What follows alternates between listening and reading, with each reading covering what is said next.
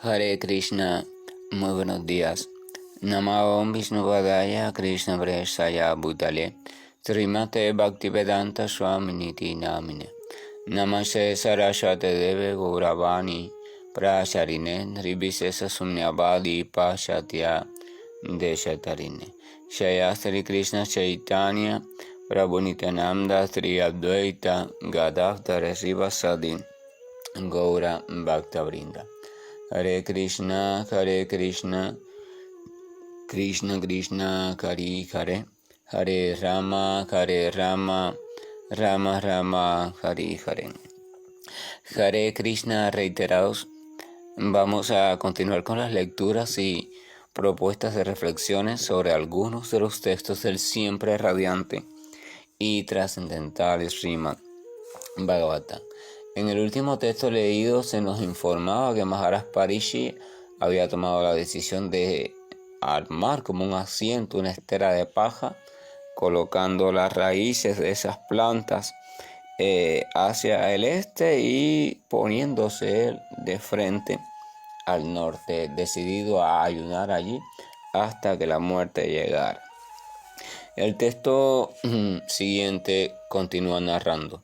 Así pues, el rey Maharaj Parishi se sentó a ayunar hasta la muerte.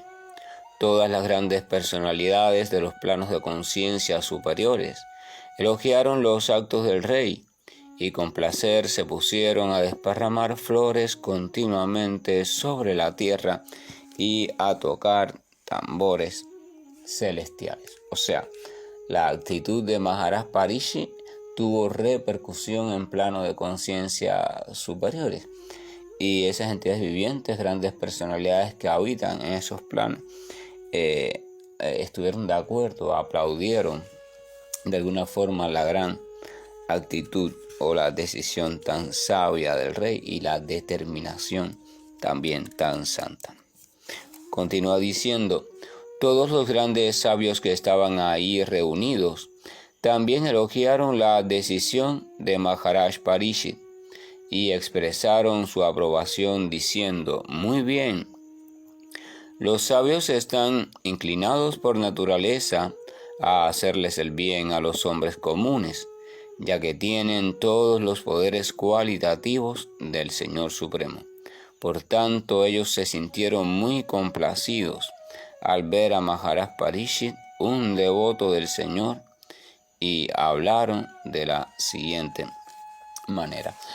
Un detalle solamente aquí a resaltar: habla de la actitud general de los sabios o la tendencia general de aquel que ha logrado la comprensión del conocimiento trascendental, que es la tendencia a hacerle el bien a los hombres comunes. O sea, la tendencia de hacerle el bien a toda la humanidad.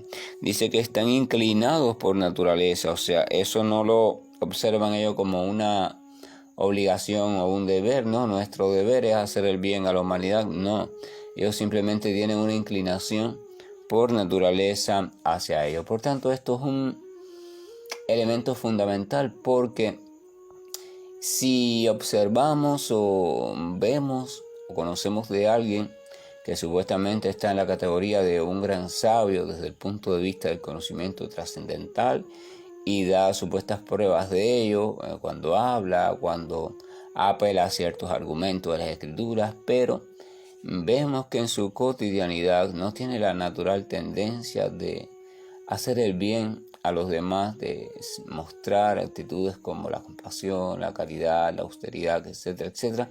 Entonces, desde el punto de vista del Srimad Bhagavatam, habría un poco que cuestionarse hasta qué punto en verdad esa persona tiene real conocimiento o ha sido purificada por el verdadero conocimiento. Entonces, dice que ellos se sintieron muy complacidos al ver a Maharaj Parishi, quien era un devoto del Señor, y hablaron de la siguiente manera. Los sabios dijeron: oh tú, el principal de todos los reyes santos de la dinastía de Pandu, que están estrictamente en la línea del Señor Sri Krishna, no es en absoluto asombroso que abandones tu trono, el cual está decorado con los yelmos de muchos reyes, para poder tener la compañía eterna de la personalidad de Dios.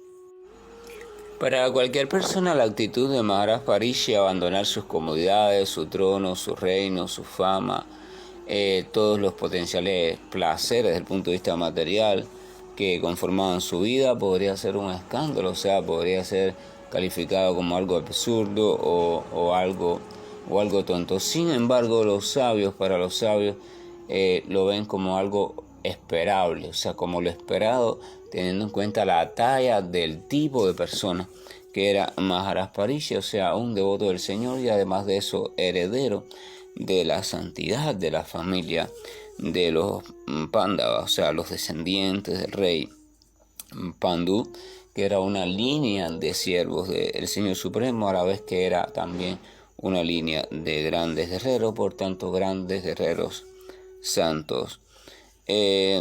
Dice que el trono de Maharaj Parishi estaba decorado con los yelmos de muchos reyes. O sea, esto tiene dos sentidos. Primero, habla de los familiares, los grandes reyes anteriores. O sea, los yelmos de esos grandes reyes le preceden y por tanto realzan más la fama del trono. Y segundo, también los reyes conquistados.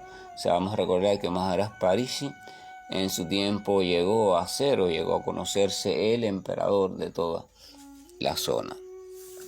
Entonces continúan diciendo los sabios: todos nosotros esperamos aquí hasta que el principal devoto del Señor, Maharaj Parishi, regrese al planeta supremo. Disculpen, todos nosotros esperaremos aquí hasta que el principal devoto del Señor, Maharaj Parishi, regrese al planeta supremo, que está completamente libre de toda contaminación mundana y de toda clase de lamentos. Y aquí revelan ya los grandes sabios uno de los motivos por los cuales habían sido convocados a ese lugar, porque querían no perderse el acontecimiento trascendental de cómo un devoto del Señor abandonaba el cuerpo material, o como un devoto del Señor hacía el tránsito de la vida del plano de conciencia material hacia los planos de conciencia espiritual. Dice que ellos no se iban a ir de allí, ellos iban a esperar allí hasta que sucediera ese gran acontecimiento. Continúa diciendo el narrador: todo lo que los grandes sabios hablaron era muy grato al oído, estaba lleno de significado y fue presentado de modo apropiado como algo absolutamente cierto. Así que después de escuchar a los grandes sabios, Maharaj Parishi, deseando escuchar hablar de las actividades del Señor Krishna, la personalidad de Dios, los congratuló. Vamos a ver algo. En este texto, vamos a ver la primera mitad del texto. Dice: todo lo que los grandes sabios hablaron era muy grato al oído, estaba lleno de significado y fue presentado de un modo apropiado como algo absolutamente cierto.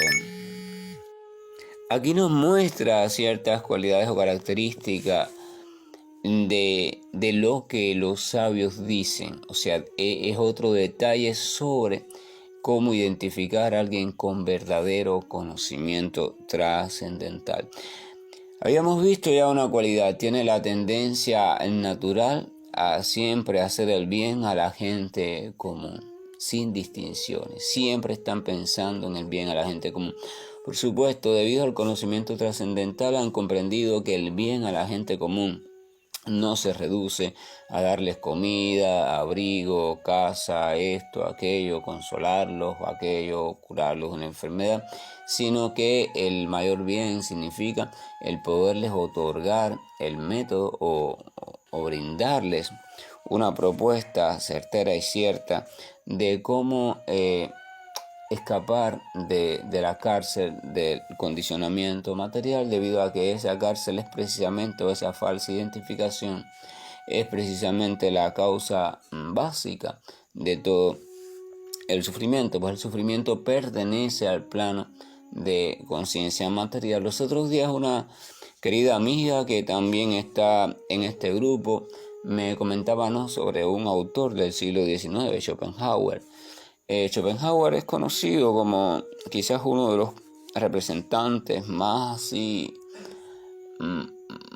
perfecto en el sentido de que es donde mejor se ve este detalle que voy a mencionar de el pesimismo filosófico, ¿no? Hablaba de que la existencia o la vida o en la vida no era posible el logro de la total felicidad o de una felicidad estable, pues siempre estaba de una forma u otra presente el sufrimiento en un mayor o menor grado, en un tipo o en otro tipo. Por tanto, la búsqueda de una felicidad, que es la tendencia común de la entidad viviente, debería ser más bien reemplazada por una búsqueda más realista, que es el tratar de existir con el menor sufrimiento posible. Claro, ¿qué pasa con Schopenhauer? Schopenhauer estaba hablando evidentemente de la experiencia, de la conciencia, lo que las escrituras dicen como conciencia en el plano de la existencia material o en el plano de la manifestación, lo que conocemos como universo, lo que conocemos propiamente como nuestra vida desde el punto de vista de la identificación con el cuerpo material y la mente material. Sin lugar a duda, es una vida conformada de sufrimiento, de oportunidades, de sufrimiento donde el supuesto gozo siempre va a ser intermitente, siempre va a ser transitorio, en tanto sigue la criatura o la chispa de vida identificada con el cuerpo y la mente material, porque el propio cuerpo y la propia mente material al mismo tiempo están condicionados. La palabra condicionado significa evidentemente que dependen de, dependen de. Por eso las escrituras también hablan que ya el sufrimiento o la posibilidad de sufrimiento de un tipo o de otro viene incluida en el propio tipo de cuerpo.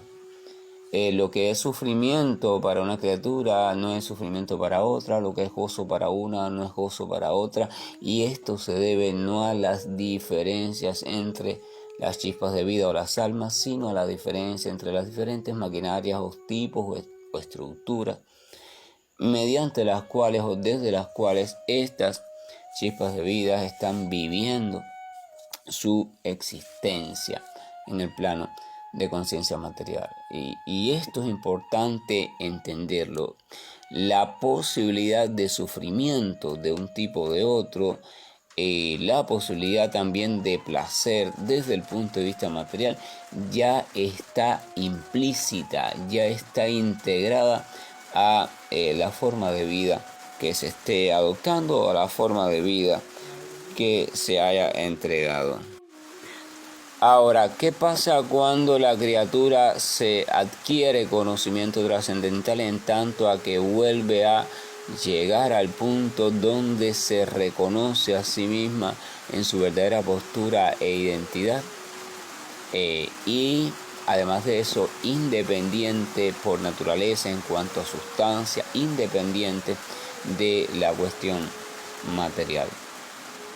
Empieza entonces la criatura a independizarse, valga la redundancia, de la cuestión del condicionamiento y los diferentes acontecimientos o momentos de sufrimiento o de gozo siguen sucediendo.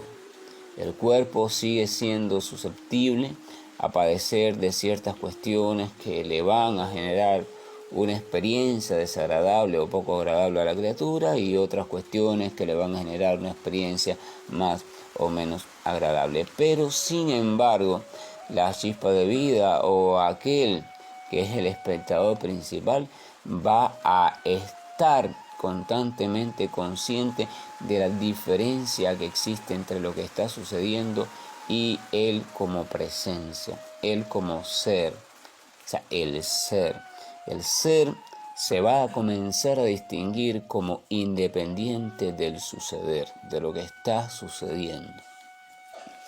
Recordamos el ejemplo del lago. el reflejo está allí y toda perturbación que suceda en el lago va evidentemente a afectar la nitidez y la conformación del reflejo, pero no puede afectar al modelo que está siendo reflejado. Un movimiento dentro del agua no puede afectar a aquello que está fuera del agua. Esto es importante porque es un ejemplo entendible que nos ayuda un poco a reflexionar sobre este hecho. En el Bhagavad Gita, por ejemplo, el señor Krishna, cuando emplea el término de kshetra o campo de la acción, campo de la actividad, menciona todos los elementos, o sea, menciona la tierra, agua, fuego, aire, éter, mente, inteligencia, ego falso, y a todas las combinaciones de estos elementos, además de los sentidos de la acción, etcétera, etcétera. Menciona una totalidad básica de 24 elementos.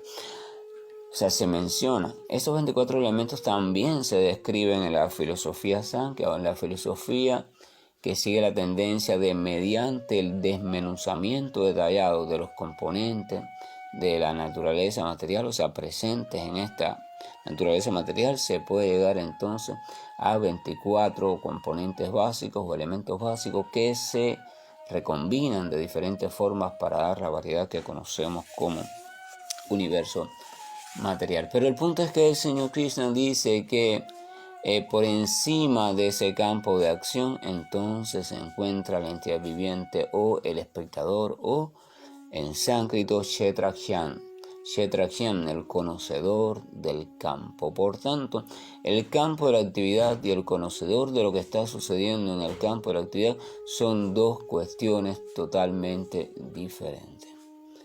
Aunque debido a Maya o el lazo de la ilusión o la identificación ilusoria, se puedan comprender o se puedan experimentar como uno solo, pero en verdad no son uno. Descubrir eso, descubrir y comprender esa diferenciación es el principio básico, elemental, el primer paso de la liberación de la criatura. O sea, la criatura se concibe, se descubre como algo diferente a todo aquello que está siendo producido por la energía material en virtud de la actuación de las diferentes modalidades bajo las cuales ésta actúa. Este elemento es un elemento que llama a una necesaria reflexión. Es un elemento que nos invita durante nuestra práctica de silencio, de meditación, de como le llamen, un poco traerlo a colación en nuestro foco de atención y tratar de conscientemente ir explorando, buscando, encontrando, experimentando, sintiendo esa diferencia.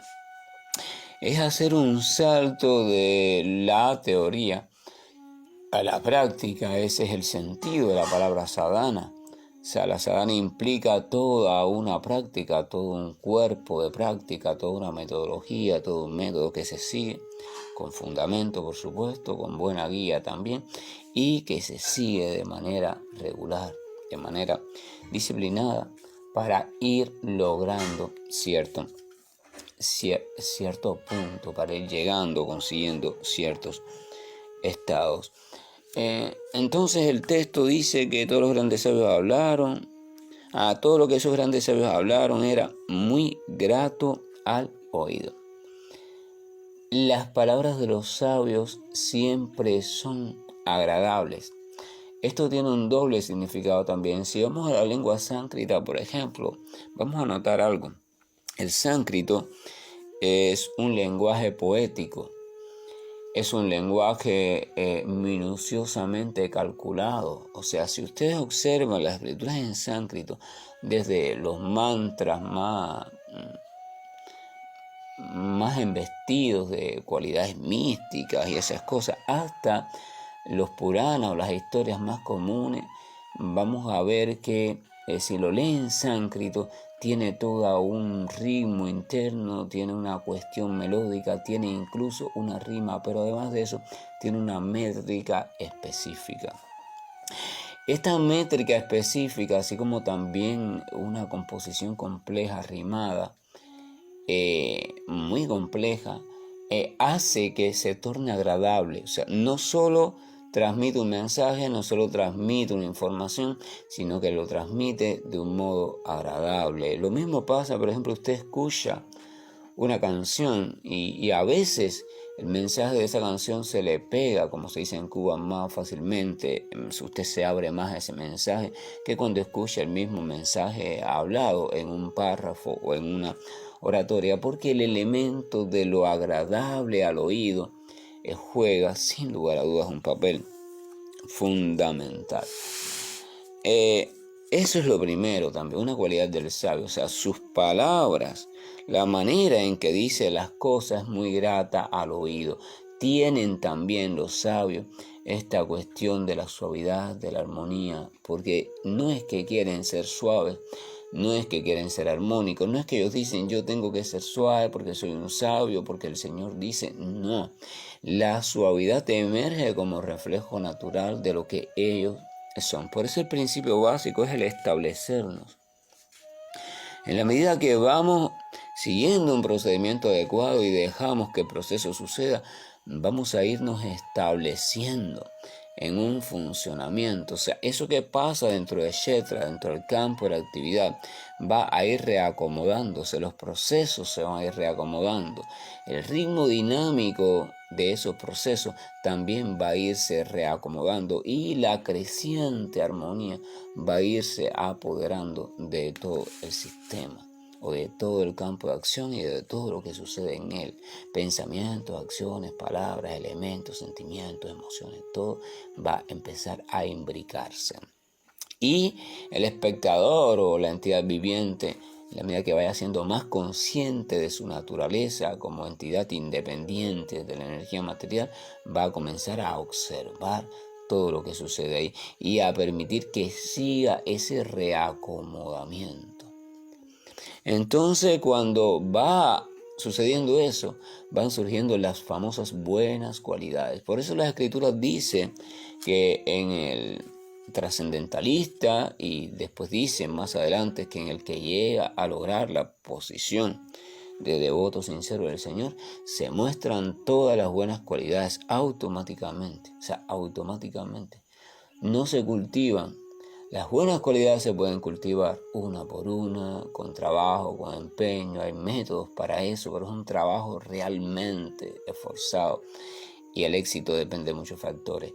O simplemente se pueden ir creando las condiciones y las buenas cualidades irán emergiendo a su debido tiempo. No obstante, la práctica uno no debe emprenderla pensando en el obtener el resultado de las buenas cualidades, porque entonces sería una práctica fruitiva. O sea, se hace el trabajo de práctica con la mente fija en caramba, me voy a convertir en alguien muy bueno, muy sincero, muy esto, y ahí está de nuevo el ego falso. Voy a ser muy sincero, voy a ser muy casto, voy a ser muy esto, voy a hacer. Esa identidad del yo soy, del yo voy a hacer, eso una propiedad del ego falso. La práctica se hace simplemente porque se va comprendiendo progresivamente que es lo más sabio, para ir alejándonos de aquello que no somos. Entonces la otra cualidad acá es que esas palabras no solo eran gratas al oído, dice que estaban llenas de significado. O sea, no hablan boberías, no hablan cosas de más, hablan la pura sustancia. José Martí, por ejemplo, decía que el orador debe usar la palabra de tal manera que la palabra se ajuste a la idea perfectamente, de modo tal que no se pueda quitar una palabra sin que se afecte la idea, ni se pueda quitar un trozo de la idea sin que se afecte la palabra, y que esa era el arte y la ciencia de la perfecta oratoria. O sea, tiene sustancia. Si no tiene sustancia lo que va a decir, el sabio simplemente no habla, porque no tiene sentido. Por eso la escritura védica también, por ejemplo, en el caso de la devoción ya pura, establecen que el devoto constantemente siempre está hablando cuestiones sustanciosas, porque todo lo que habla proviene del amor por Dios y de la relación consciente y creciente con el Señor, así como del ardiente deseo de poder seguir perfeccionándose en su servicio Y la tercera cualidad que muestran aquí dice que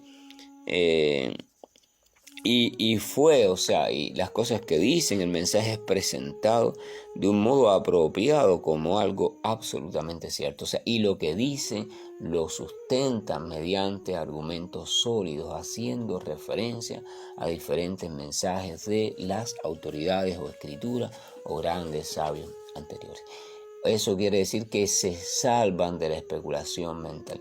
Siempre están un poco basándose en lo que está en ese momento establecido como autoridad desde el punto de vista escritural o desde el punto de vista del conocimiento transmitido verbalmente. O sea, desde los esrutis y desde los smritis. Desde el conocimiento que se transmite verbalmente y desde el conocimiento que se recuerda, o sea, que se ha registrado. Esas tres cualidades, más las cualidades que tiene la tendencia natural a hacer el bien a las personas comunes, nos sirven como elementos muy importantes para poder distinguir entre el mercado que hay hoy en día de la mística, la pseudoespiritualidad, las religiones, toda esa cantidad de productos inventados no, o de modos de presentar esos productos de manera inventada y atractiva. Todo eso que está confundiendo a la gente, entonces uno puede armarse de referencias comparativas y decir, espérate, desde una posición reflexiva, un momento, porque en esta persona no veo que se asome, que sus palabras sean gratas, o son gratas pero no veo que las apoye, o sea, no tiene una argumentación sólida detrás basada en la escritura, todo se basa en su propia retórica. O tiene una argumentación sólida, pero veo que no tiene la tendencia de hacer el bien. Son elementos que no están aislados, son elementos que simplemente se aíslan para estudiarlo, pero que conforman un único sistema. Ese sistema conocido como la existencia en el plano del conocimiento o de la sabiduría trascendental.